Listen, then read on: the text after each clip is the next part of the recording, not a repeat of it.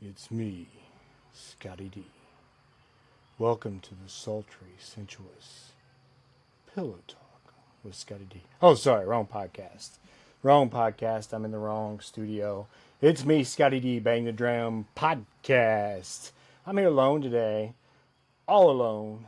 Stevie Z's on vacation. He's doing well. Doing well.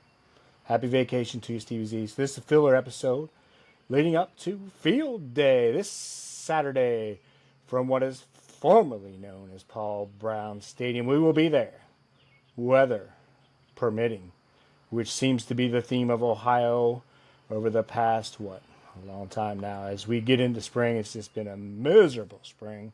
Rain after rain after rain. We are getting a few days in a row where it's going to look nice, but of course it will rain on Saturday. Allegedly, they will miss it. Change the forecast 25 times, so we will see. But we will be there live. We will be doing some videos from there. I don't think we're actually going to do a podcast from there, but we will be inside the stadium posting some things on YouTube from the Bengals locker room. We will also post some things from the field, hopefully, if it's not thundering. I don't know how that's going to look. We'll see. Could be an interesting day nonetheless.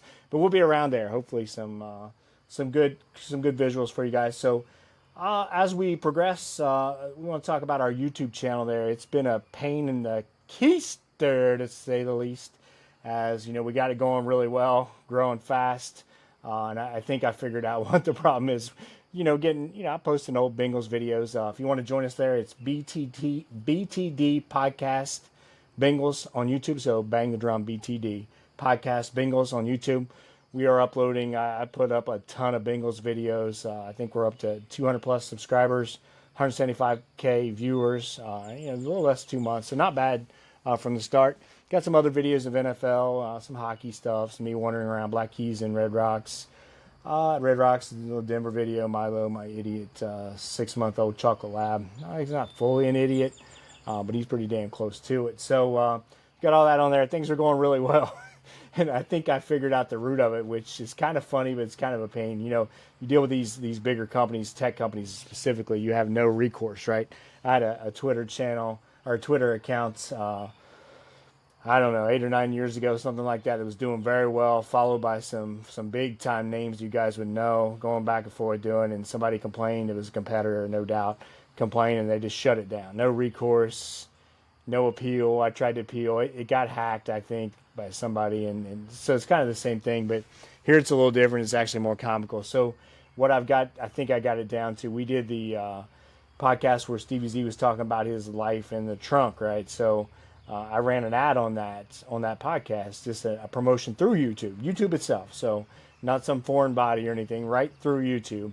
And they flagged it. And I didn't really notice it. I thought it was running, didn't really pay attention to it. So that part's on me. But as it's the shocking content was the flag. So it has to be him talking about or me talking about him in the trunk. So which is hilarious. If you spend any time on YouTube, which I do, watching videos and stuff, that is not shocking content. So their own promotion shut it down. And ever since that day, that very day, our videos have been throttled. You're talking 5,000 to 6,000, depending on how much I post. Maybe more than that per day because I was posting every morning.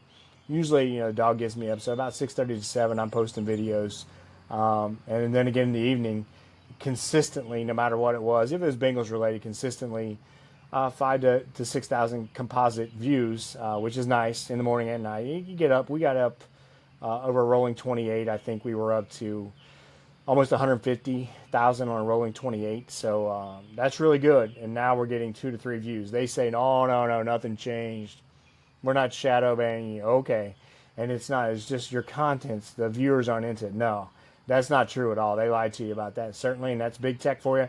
But we were in the, what I would call the shorts deck, right? So we were in the shorts deck. You'd see our videos were popping up. And now even people that subscribed aren't getting notified or anything else. And it's all because of that. So I sent them a couple emails. So we'll see how that works out. But it's comical that that's the reason. That's just, come on. They're just involved in too many things. Their algorithms flow. Nobody's checking them.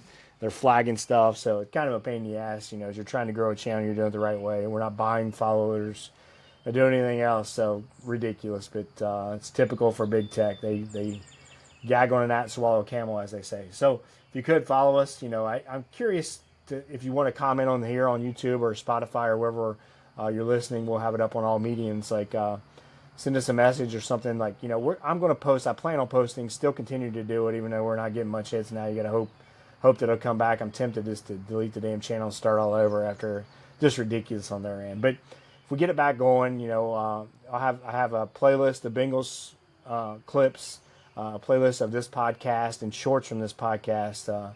Thought the shorts, for example, that short of Steve and I's babies arguing, and even the trunk video itself had probably 700-800 views on it. So ironic, but we'll do that. And we got other NFL videos. I'm curious if you guys are interested in that. For me as a football fan, seeing clips of Musburger, Greg Gumbel, Deerdorf, Dick Enberg, Charlie Jones was great, Al Frankendan, certainly Madden and Summerall.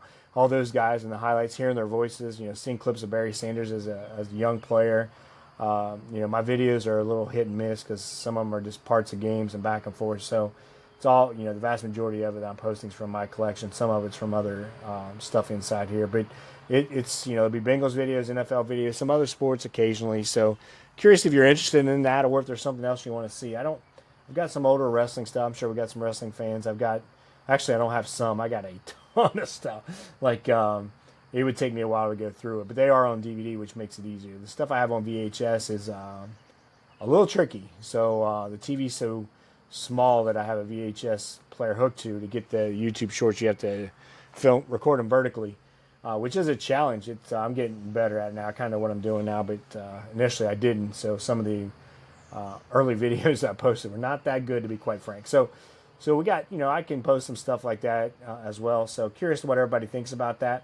But again, please give us a follow. We need that support because we're growing on Spotify, Apple certainly, and we're on iHeart, all the major platforms. So we want to grow the podcast itself, but we also want to grow the video portion of it as well because we plan on doing videos live from when we park at Hilltop for the season. I don't know if we'll go to preseason game, probably not this year, but regular season games will be there early, bright and early, as soon as the gates open.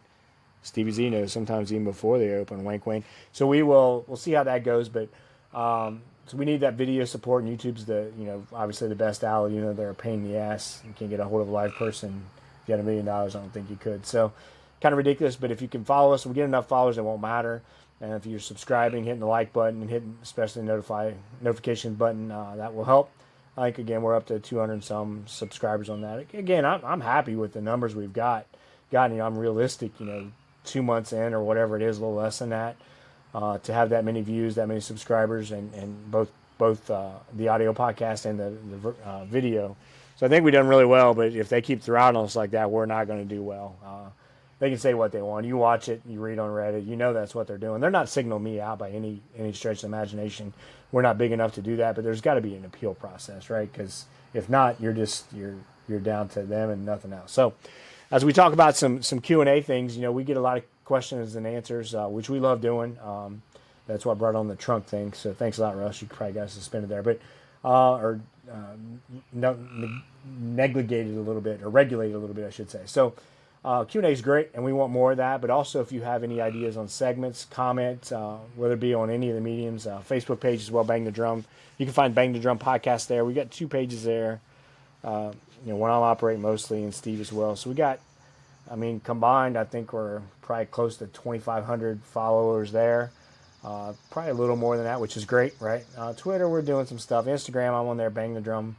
You can find it there as well, Bang the Drum Pod or something like that. But we're posting some videos on there. I guess, we could go that route as well, some of the reels there. TikTok, I don't know. I guess we're thinking about it. Maybe we should. Curious to what your thoughts are on that as well.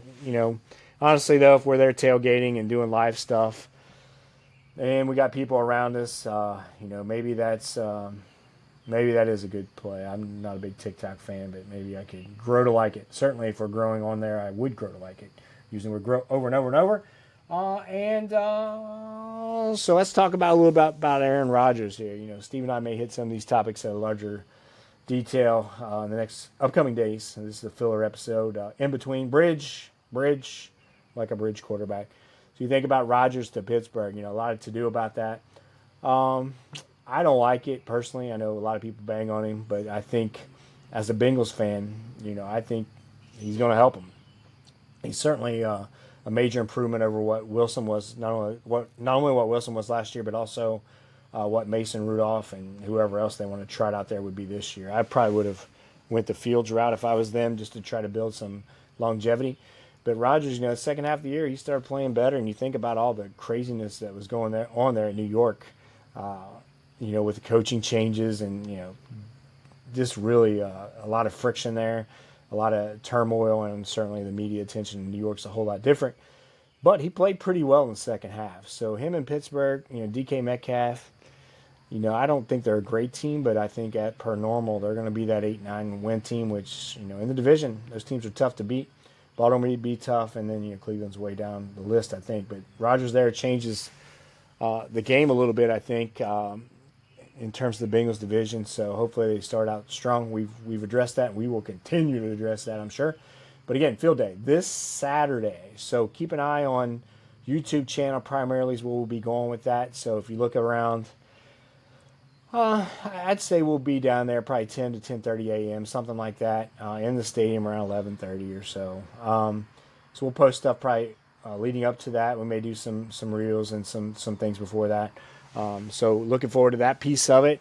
It's always cool to be in the stadium. The locker room and the field, just wandering around in there underneath the stadium's pretty cool experience. I've got to do it there and a couple other places a few times. So it's really, really neat to see that, how the locker rooms look.